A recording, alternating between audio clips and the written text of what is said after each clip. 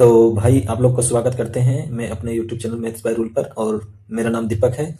और आज हम लोग देखेंगे परसेंटेज, वो भी काफ़ी अच्छे अच्छे क्वेश्चन। ठीक है। और पिछला वीडियो परसेंटेज का था, तो अगर आप लोग उसको नहीं देखे हैं तो उसको जरूर देखिए, क्योंकि उसमें हम लोग बेसिक से स्टार्ट किए हैं और उसमें हम लोग अच्छे अच्छे क्वेश्चन देखे हैं। बाकी जो हम लोग नहीं देखे हैं इसमें हम लोग कवर करेंगे, जैसे हम लोग की इलेक्शन से और इनकम का है और कंजप्शन एक्सपेंडिचर, ये सब इसमें हम लोग देखेंगे। ठीक है। पिछला वीडियो जो था उसमें हम लोग एरिया का सक्सेसिव जो लगाते हैं उसमें, और पासिंग मार्क्स जो होता है उसका हम लोग देखे थे। और इस वीडियो में हम लोग आगे जो बचा हुआ है इसको हम लोग कवर करेंगे। तो अगर आप लोग इस चैनल पर नए हैं तो आप लोग जरूर सब्सक्राइब कीजिए, अगर वीडियो पसंद आता है लाइक कीजिए और शेयर कीजिए। ठीक है। तो चलिए हम लोग देखते हैं जी। देखिए, इसमें जो भी क्वेश्चन हम लोग लिए हैं वो प्रीवियस ईयर से एसएससी के विभिन्न एग्जाम में पूछा गया है। ठीक है। तो हर डिफरेंट एग्जाम में इसको पूछा गया है और हम लोग उसके थ्रू से अपना जो भी कॉन्सेप्ट है या जो भी इसका शॉर्टकट मेथड है वो हम लोग इसमें हम लोग सीखेंगे। ठीक। पहला हम लोग का जो कॉन्सेप्ट ये है कि इनकम जो हम लोग का होता है, जो इनकम हम लोग का होता है वो एक्सपेंडिचर प्लस सेविंग। ठीक है। एक्सपेंडिचर और सेविंग का सम के इक्वल होता है। इसी को हम लोग हिंदी में आय बोलते हैं और इसको हम लोग खर्चा बोलते हैं। एक्सपेंडिचर को खर्चा बोलते हैं और सेविंग हम लोग बचत बोलते हैं। ठीक है। बस ये इतना सा कॉमन कॉन्सेप्ट है। ठीक है। एक कोई ज़्यादा बड़ा हार्ड कॉन्सेप्ट नहीं है, इसको सब लोग जानते हैं। इसी पर हम लोग बेस्ट, अगर इसको इस क्वेश्चन को अगर देखते हैं तो देखिए कैसे सॉल्व करते हैं। ठीक है।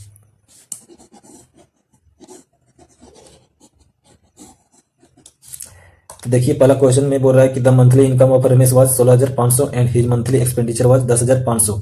Next year his income increased by 25% and his expenditure increase by 19%। Find the percentage increase in his saving.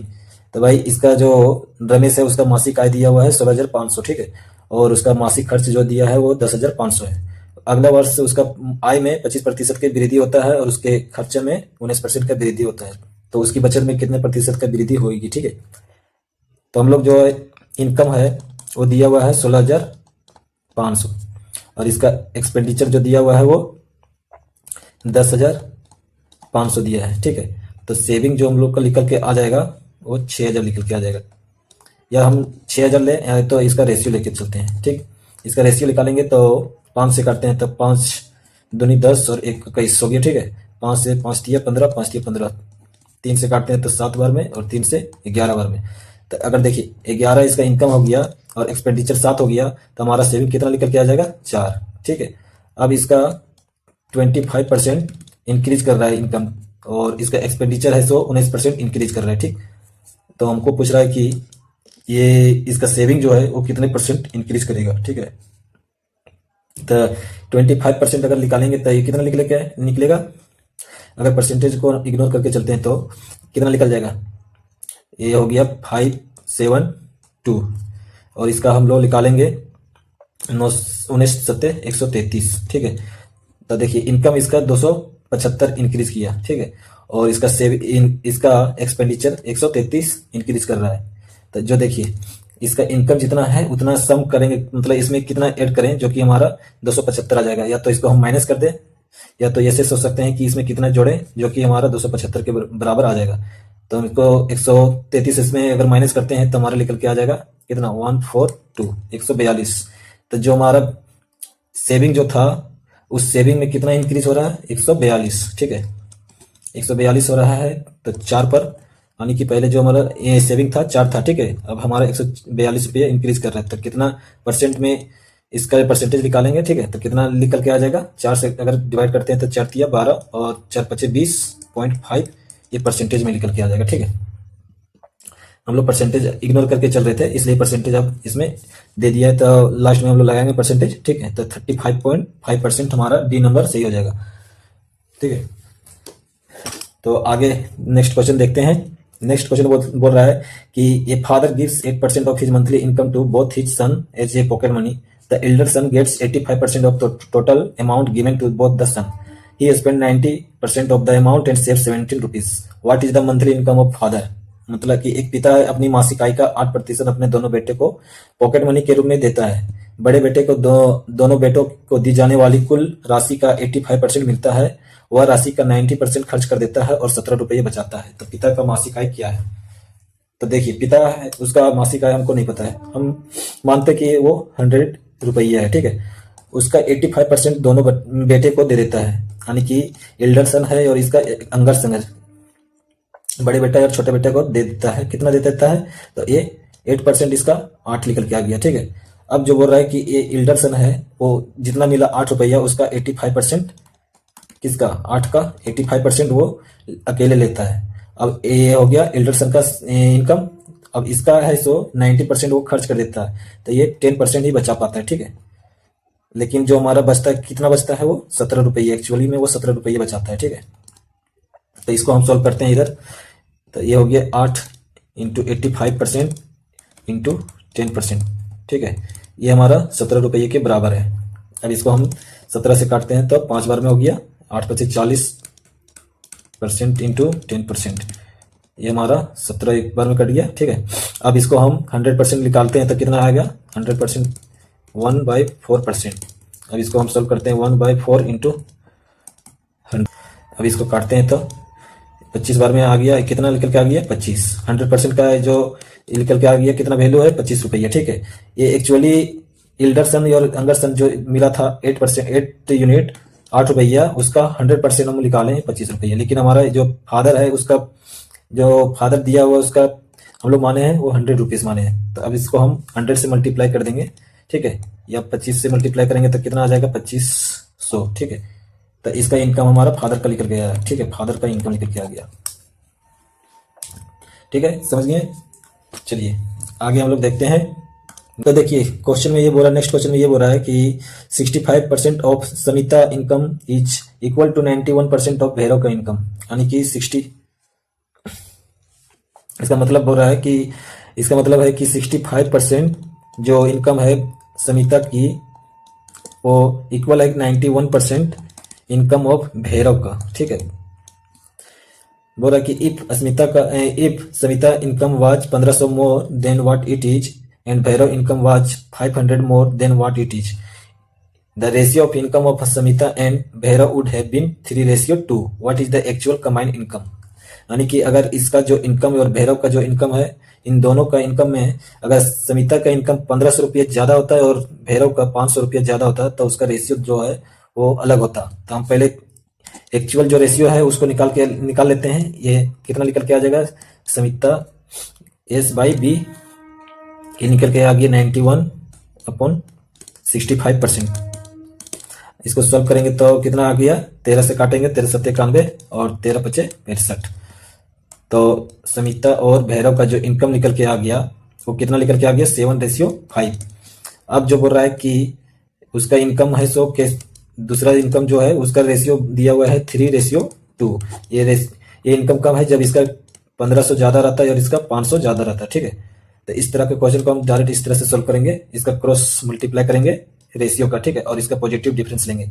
तो 7 को 2 से मल्टीप्लाई करेंगे, 7 दूनी 14 हो गया, और 5 को 3 से मल्टीप्लाई करेंगे तो 5 × 15 हो गया। इन दोनों का डिफरेंस लेंगे तो 1 हो गया, वो भी पॉजिटिव डिफरेंस लेना है, ठीक है।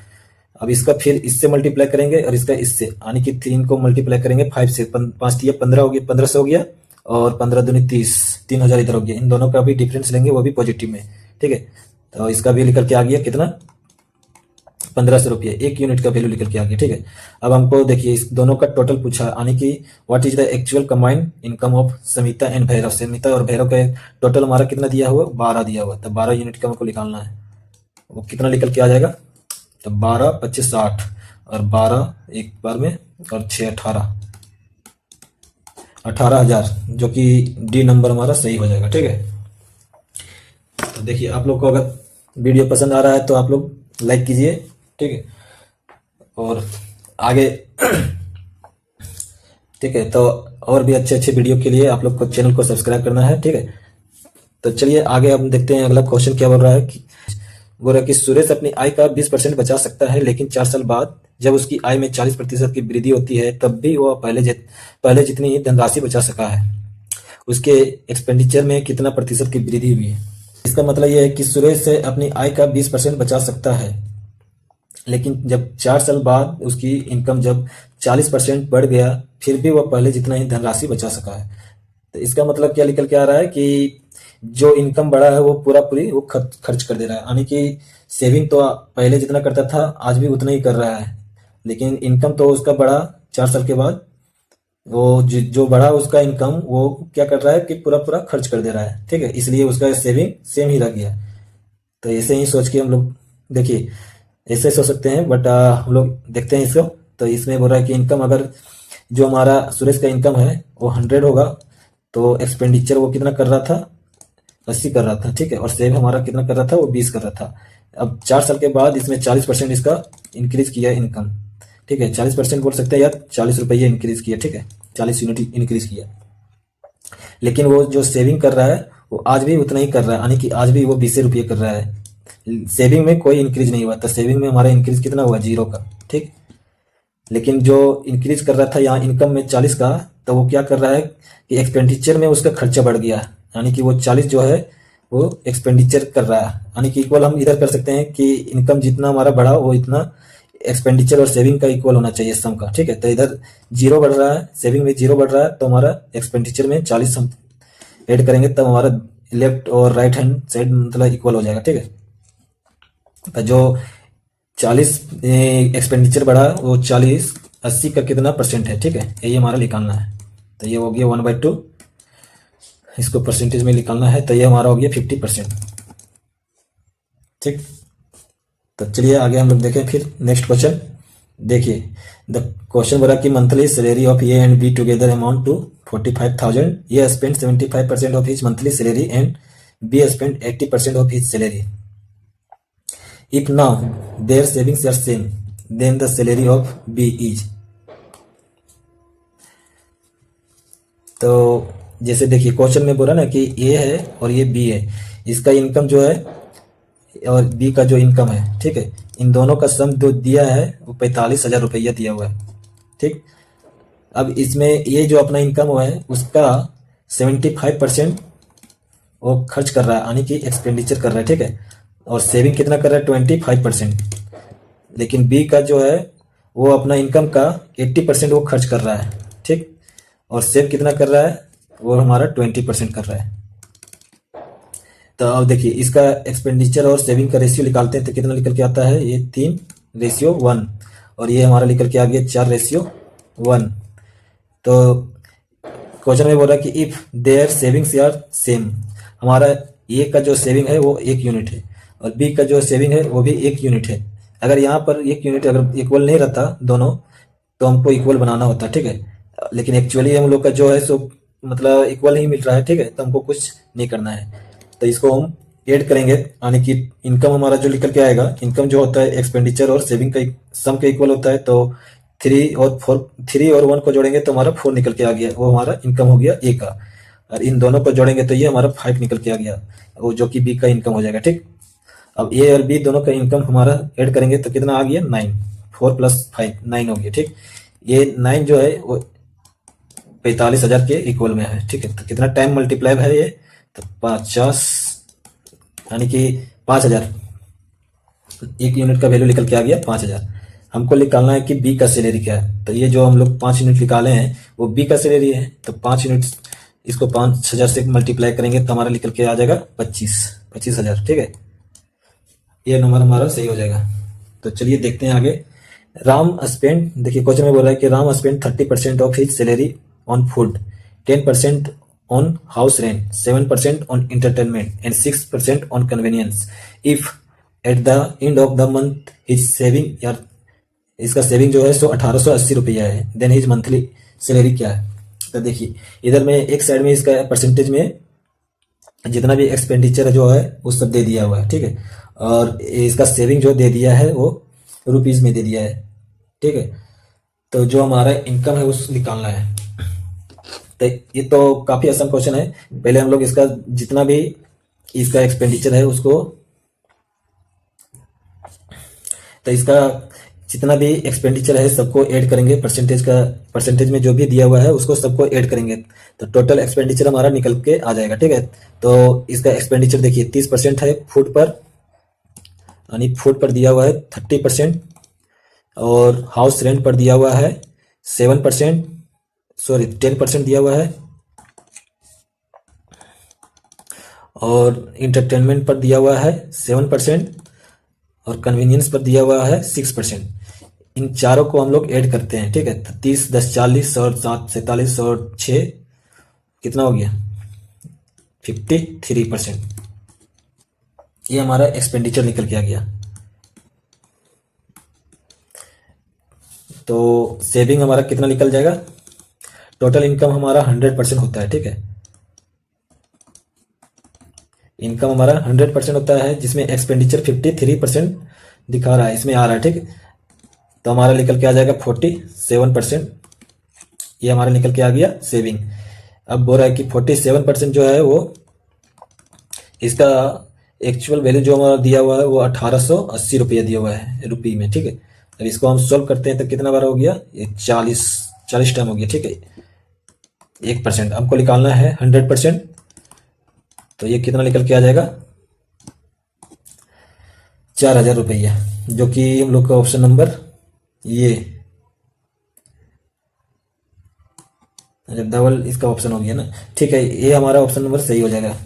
ऊपर नीचे दो डबल। एक एम्प्लॉय है, एक कर्मचारी है, उसका जो आय दिया है वो 72,000 रुपया दिया है, लेकिन जो वो राशि खर्च करता है वो उसकी बचत से 40% अधिक है, ठीक है। यानी 40% ज्यादा खर्च करता है, ठीक। जितना बचत करता है उसका 40% ज्यादा वो खर्च कर देता है। तो इसकी बचत कितनी है, ठीक है। तो देखिए 40% जो है हमारा, इसका हम लोग फ्रैक्शन में लिखते हैं 2/5। तो ये अगर हमारा सेविंग है, ठीक, हमारा सेविंग अगर 5 यूनिट है तो 2 यूनिट ज्यादा यानी कि टोटल 7 यूनिट हमारा वो खर्च कर रहा है। एक्सपेंडिचर हमारा 7 निकल के आ जाएगा, ठीक। अगर टोटल हमारा इनकम कितना निकल के आ जाएगा, इससे हम देखते हैं तो एक्सपेंडिचर प्लस सेविंग हमारा हो गया 12 यूनिट। ये टोटल हमारा इनकम निकल के आ गया। इसी को इनकम हमारा जो दिया हुआ है रुपीज में दिया हुआ है 72,000 रुपया, ठीक है।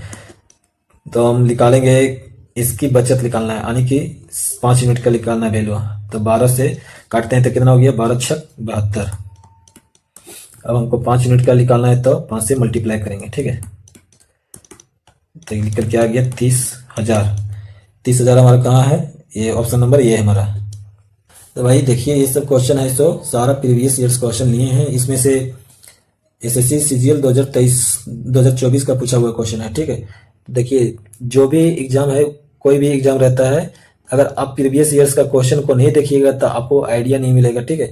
तो इसलिए प्रीवियस ईयर्स का क्वेश्चन जरूर है देखना, उसको सॉल्व करना जरूरी है। चाहे कोई भी एग्जाम रहे, उसका प्रीवियस ईयर्स क्वेश्चन को आप जरूर सॉल्व कीजिए।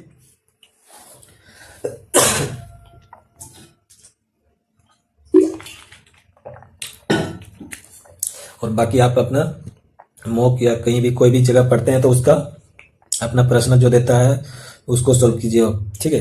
अब कोई बुक फॉलो करते हैं या कोई भी कोचिंग अगर फॉलो करते हैं तो उसका जो भी मटेरियल देता है तो उसको आप उसका सॉल्व कीजिए, लेकिन प्रीवियस ईयर्स क्वेश्चन कंपलसरी है, ठीक है। इसको आप इग्नोर करके नहीं चल सकते हैं, ठीक। तो देखिए अब क्वेश्चन जो है हमारा इलेक्शन पर बेस्ड क्वेश्चन है, ठीक है।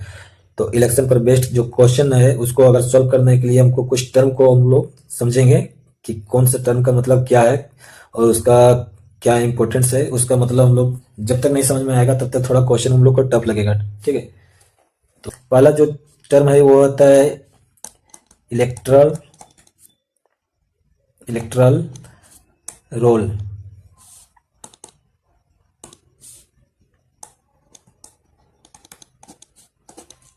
इसी को हम बोलते हैं वोटर लिस्ट। एक ये होता है मतदाता सूची, जिसको हम बोलते हैं मतदाता सूची हिंदी में। इसमें क्या होता है कि जितने भी सिटीजन होते हैं कोई भी कंट्री का, तो जो वोट देने के लिए एलिजिबल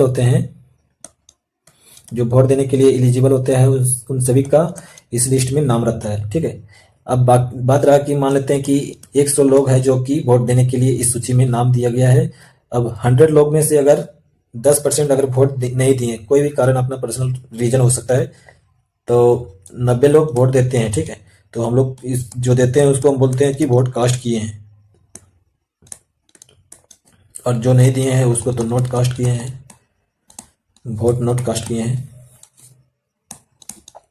अब देखिए इसमें हम 90 लोग जो वोट दिए हैं तो इसमें ये जरूरी नहीं कि 90 का सब लोग का वोट ऐसो वैलिड हो जाए, ठीक है। तो कुछ वोट वैलिड होते हैं, कुछ इनवैलिड हो जाते हैं। अब इनवैलिड कैसे होते हैं, वो तो जैसे कि मान लीजिए कि कोई वोट देने के लिए गया, अगर 3 कैंडिडेट इसमें इलेक्शन में है तो तीनों पर वोट दे दिया, ठीक है, तो उसका तो इनवैलिड हो जाएगा। अगर मान लीजिए कोई वोट दिया, मशीन में कुछ फॉल्ट हो गया, तब भी उसका वोट काउंट नहीं हुआ। तो इस तरह से बहुत तरह का प्रॉब्लम होता है, ठीक है। तो उसके कारण से उसका वोट इनवैलिड में काउंट हो जाएगा, ठीक है, वैलिड में नहीं काउंट होगा। अब देखिए, जो विनिंग कैंडिडेट होता है और जो लूज करता है इलेक्शन को, तो ये जो है वो वैलिड वोट का ही, उसको वैलिड वोट जो पड़ता है उसी में से जो विनर होता है और लूजर होता है इसी से डिसाइड होता है, ठीक है।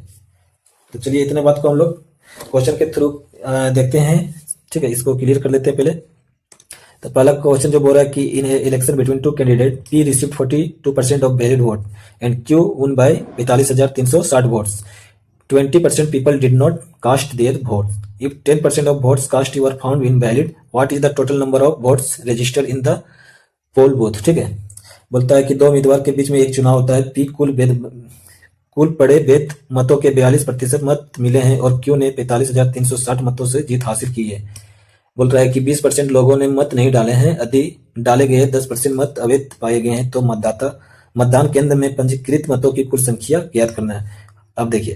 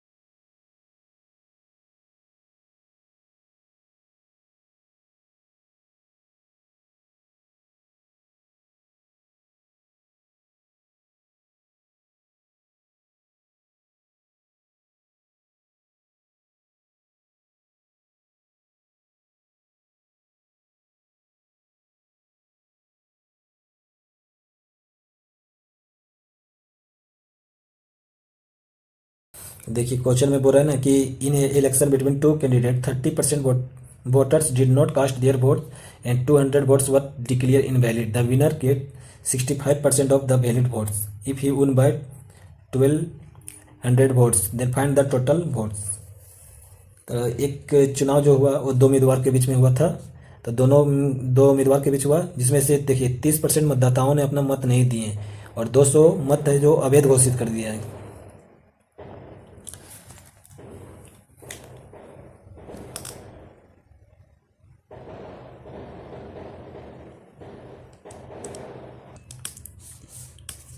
तो देखिए भाई ये क्वेश्चन में बोल रहा है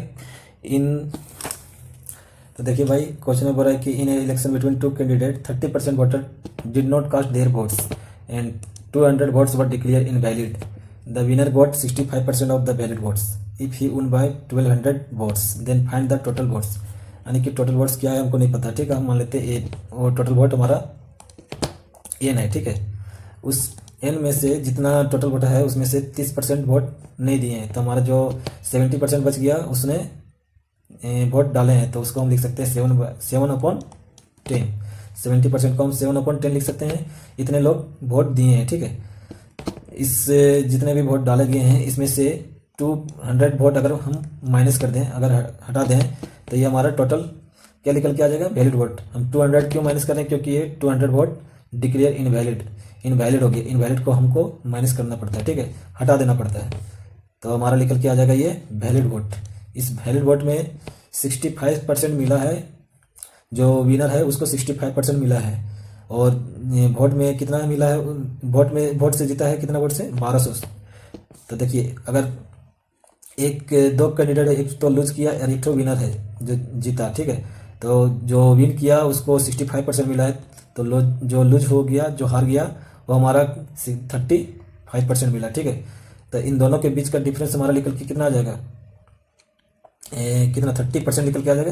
यानी कि इसका हमको 30% निकालेंगे, तो जो निकलेगा वो हमारा 1200 वोट के इक्वल होगा, ठीक है। ये हमारा 1200 वोट के इक्वल हो जाएगा।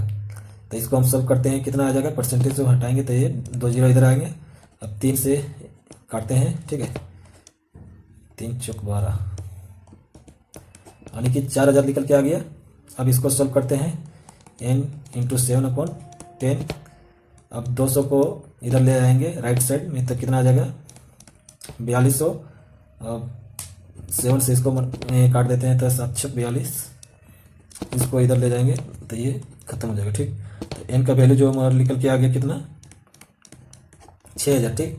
तो 6000 हमारा जो ऑप्शन ए नंबर में दिखा रहा है, ठीक है, 6000 सही हो जाएगा।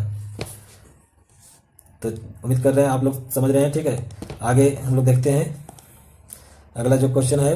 ये क्वेश्चन में बोल रहा है कि in a constituency 45% of the total number of voters are males and the rest are females. If 60% of males are illiterate and 60% of females are literate, then by what percentage is the number of illiterate females more than that of literate male। तो देखिए हमारा ये कोई निर्वाचन क्षेत्र है, उसमें कुल मतदाताओं में 45% पुरुष है, ठीक है। तो हम मान के चलिए कि वो 100 पीपल है, जो कि इसमें से मेल हमारा कितना है, वो 45% है। तो जो मेल है वो हमारा कितना है, 45% है, ठीक है। तो हमारा 45% यानी कि 45 हमारा मेल है। हमारा फीमेल जो निकल के आ जाएगा कितना आ जाएगा, वो 55%, यानी कि 55 निकल के आ गया, ठीक है। अब मेल जो है उसमें से कुछ इलिटरेट है और कुछ लिटरेट है, ठीक। और फीमेल में भी कुछ लिटरेट है और कुछ इलिटरेट है। तो मेल में जो है सो 60% इलिटरेट है, यानी कि ये 60% इलिटरेट है, तो हमारा 40% हमारा लिटरेट निकले गया। और 60% फीमेल से लिटरेट, फीमेल में जो लिटरेट है वो 60% है, और इलिटरेट कितना निकल जाएगा, 40%, ठीक है। अब जो पूछ रहा है कि by what percent is the number of illiterate female. Illiterate female कितना है, 40%, किसका, 55 का। तो 55 का 40% निकालेंगे, कितना निकल के आ जाएगा, ये निकल के आ जाएगा कितना, 22, ठीक, 22 निकल के आ जाएगा। बोल रहा है उसके बाद illiterate female more than that of literate male. Literate male हमारा निकल के आ जाएगा ये 45 का 40%, कितना निकल के आ गया, 18, ठीक है।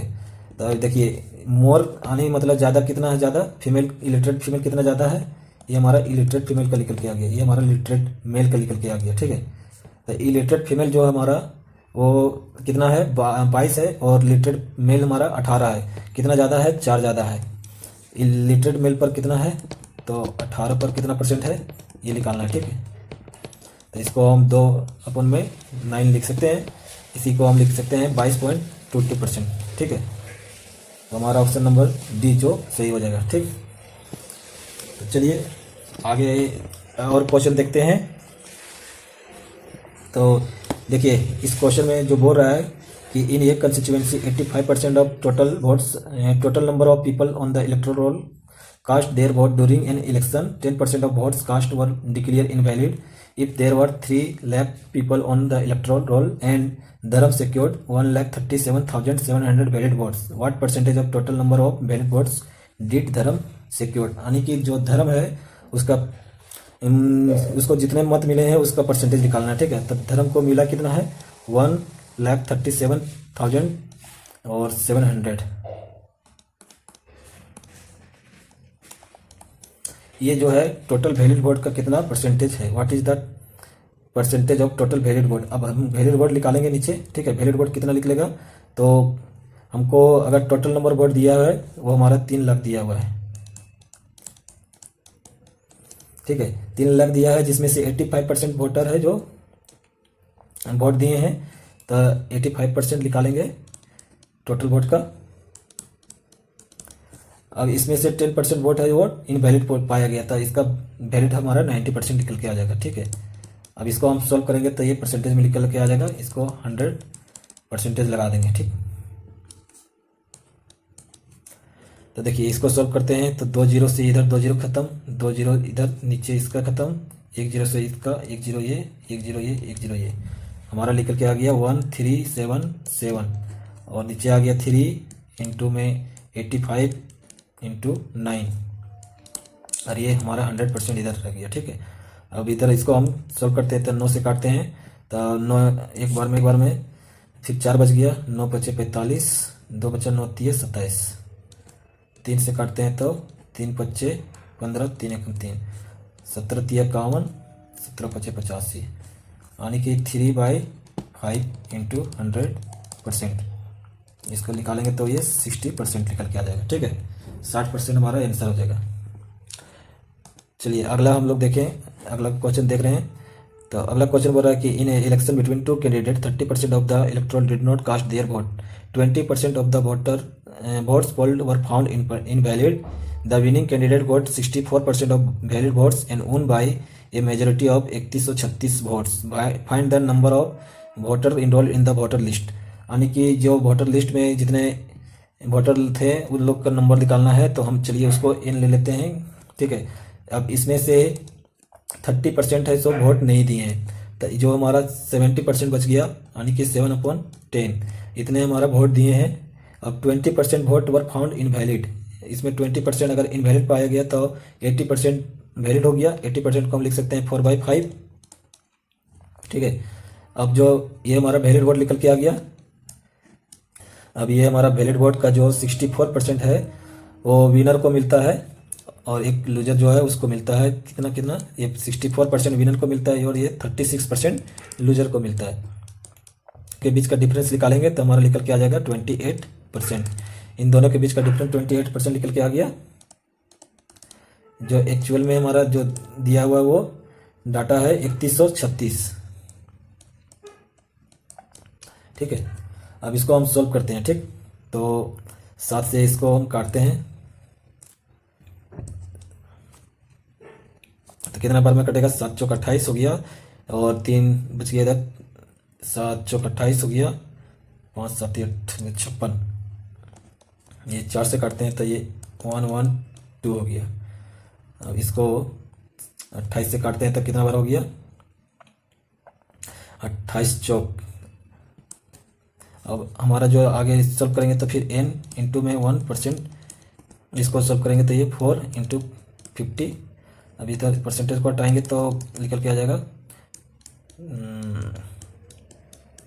20,000। ठीक है, 20,000 जो ऑप्शन नंबर बी हम लोग का राइट आंसर हो जाएगा। तो आगे हम लोग चलिए। तो देखिए क्वेश्चन में बोल रहा है कि यदि प्याज की कीमत 60 रुपये पर केजी से बढ़कर 75 रुपये केजी पर केजी हो जाती है तो एक परिवार की प्याज की खपत में कितने प्रतिशत की कमी करनी होगी ताकि उनका खर्चा जो है वो अपरिवर्तित रहे, मतलब सेम रहता है। ठीक है, तो जो हमारा इसमें जो हमारा कॉन्सेप्ट है कि जो एक्सपेंडिचर हम जो करते हैं वो इक्वल होता है कितना, जो प्राइस हमारा कोई भी चीज़ का प्राइस है उसको जितना हम कंजप्शन करते हैं इन दोनों का प्रोडक्ट के इक्वल होता है। ठीक, तो क्वेश्चन में बोल रहा है कि प्राइस जो पहले था वो 60 रुपये था, वो अब बढ़ के कितना हो गया, 75 रुपये हो गया पर केजी। ठीक है, तो हमारा जो कंजप्शन है वो कितना खर्च करें, जो कि एक्सपेंडिचर पहले जो था वो अभी भी रहे। ठीक है, तो अगर हम तो देखिए इसमें ये है कि अगर प्राइस हमारा इंक्रीज कर रहा है 60 से 75, तो हमारा कंजप्शन है 175 से 60 करना पड़ेगा, यानी कि रेशियो में भी कर सकते हैं, इसको काट के रेशियो में हम ले गए तो कितना हो गया, ये हमारा 12 और ये 15 हो गया। ठीक है, ये हमारा 3 चौक 12, 3 पचे 15, यानी कि 4:5 हो गया। अब इसको हम 5:4 कंजप्शन में हम यूज कर सकते हैं। ठीक है, तो हमारा कंजप्शन पहले 5 यूनिट करते थे, अब 4 यूनिट करना होगा। तो हमारा कितना डिक्रीज कर रहे हैं, 1 यूनिट का, तो 1 यूनिट का डिक्रीज कर रहे हैं किस पर, 5 पर। तो हमारा परसेंटेज निकालेंगे कितना आ जाएगा, 20%। ठीक है, तो ये काफ़ी आसान है क्वेश्चन है। तो अगला क्वेश्चन जो बोल रहा है कि the price of a commodity is decrease by 25%, therefore a household increase the consumption of the commodity by 20 kg to keep the expenditure same, then what was the earlier consumption. ठीक है, तो देखिए जो expenditure हमारा होता है क्या, price into consumption. हमारा प्राइस है जो कमोडिटी का प्राइस है जो 25% डिक्रीज हो जाता है, तो हमारा पहले 25% का मतलब हो गया 1/4। अगर पहले प्राइस 4 रहता था तो अब हमारा 1 माइनस हो गया। ठीक है, तो हमारा अब 3 हो गया, और कंजप्शन जो है सो पहले 3 था तो अब हमारा 4 हो गया।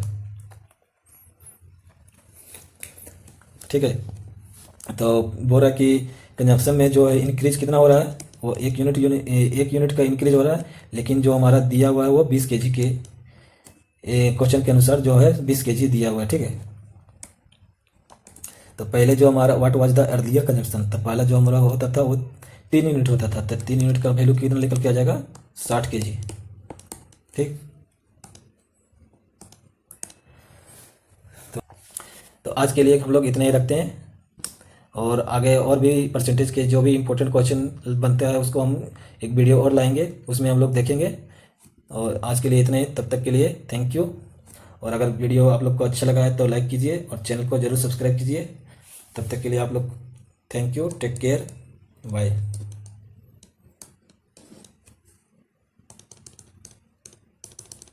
तो आज के लिए हम लोग इतना ही रखते हैं। ठीक है, और अगर वीडियो आप लोग को पसंद आया, सोल्यूशन अगर आप लोग को अच्छा लगा है, ठीक है, तो वीडियो को लाइक कीजिए और चैनल को जरूर सब्सक्राइब कीजिए। तो आज के लिए इतना ही, thank you, take care, bye bye.